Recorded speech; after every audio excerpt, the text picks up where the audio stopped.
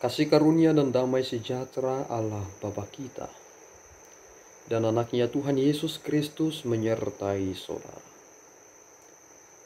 Amin. Shalom, saudaraku yang terkasih, di dalam nama Tuhan Yesus Kristus senang bisa menyapa saudara di tempat saudara berada hari ini dalam dimensi yang berbeda tetapi dalam dunia yang sama.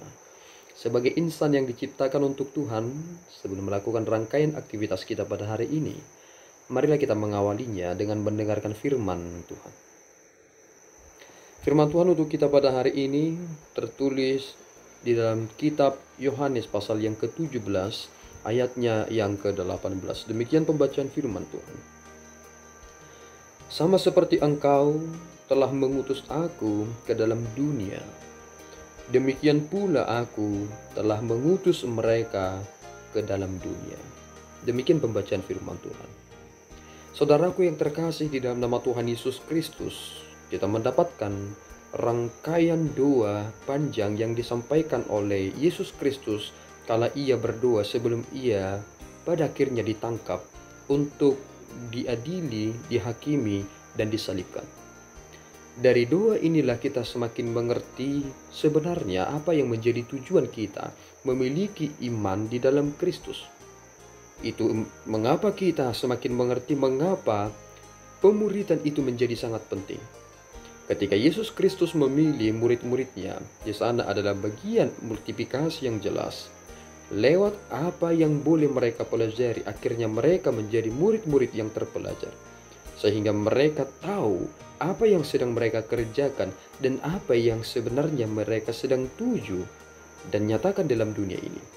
Dan dari doa Yesus Kristus inilah kita semakin mengerti satu hal, bahwasanya kita ini yang telah beriman di dalam Kristus adalah pribadi-pribadi yang dikhususkan untuk maksud tertentu.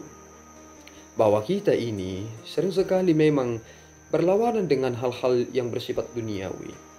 Di sanalah hal yang begitu signifikan kita mengerti bahwa orang-orang yang dipimpin oleh Roh Kudus akan ikut menderita menghadapi semua yang terjadi itu, sama seperti Yesus Kristus.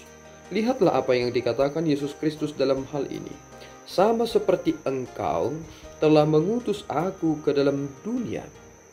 Yesus Kristus bukan berasal dari dunia, sehingga itu mengapa Yesus Kristus dibenci oleh dunia. Dan demikian pula aku telah mengutus mereka ke dalam dunia. Bukankah kita semakin melihat bahwa ternyata dunia akan membenci kita? Mengapa dunia akan membenci saudara? Sama seperti Yesus Kristus yang hidup dalam tuntunan Roh Kudus itu, yang selalu menyatakan kebenaran, maka kita punya prinsip yang jelas dan tegas bahwa kita memiliki panggilan yang pertama untuk menjadi sama dalam tujuan yang sama. Dan ketika Tuhan mengizinkan kita ada di dunia ini beriman kepada Kristus, maka kita diutus ke dunia. Dan di sana jelas bahwa orang-orang yang hidup di dalam kebenaran akan menghadapi masalah yang harus ia selesaikan, dan Yesus Kristus telah menyelesaikan itu. Oleh karena itu, saudaraku yang terkasih di dalam nama Tuhan Yesus Kristus, jika kita hanya menjadi pribadi yang berusaha untuk lari dari masalah, menghindarkan persoalan dan lain sebagainya, atau bahkan ada mindset kita yang berkata, jika aku sudah menjadi orang Kristen, maka otomatis aku tidak akan menghadapi penderitaan. Lewat nas hari ini kita semakin diingatkan bahwa kita diutus ke dunia ini mengalami hal yang serupa dengan apa yang diterima oleh Yesus Kristus. Kecintaan kita kepada Yesus Kristus akan membuahkan kesetiaan kita untuk setia memikul salib kita. Apakah Yesus Kristus mencintai salib itu? Jawabannya, Yesus mencintai Bapanya, sehingga ketaatannya kepada Bapa membuat ia siap menerima salib yang ia harus pikul. Apakah kita mencintai salib kita? Yesus Kristus berkata, sangkal dirimu dan pikul salibmu. Kita mencintai Yesus Kristus sehingga kita mampu menyangkal diri dan memikul salib. Apakah saudara mencintai Yesus Kristus dengan sungguh-sungguh?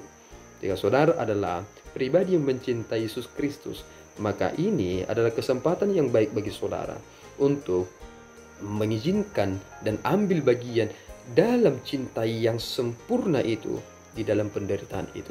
Mari saudaraku yang terkasih, belajar dari apa yang dikatakan Yesus Kristus ini.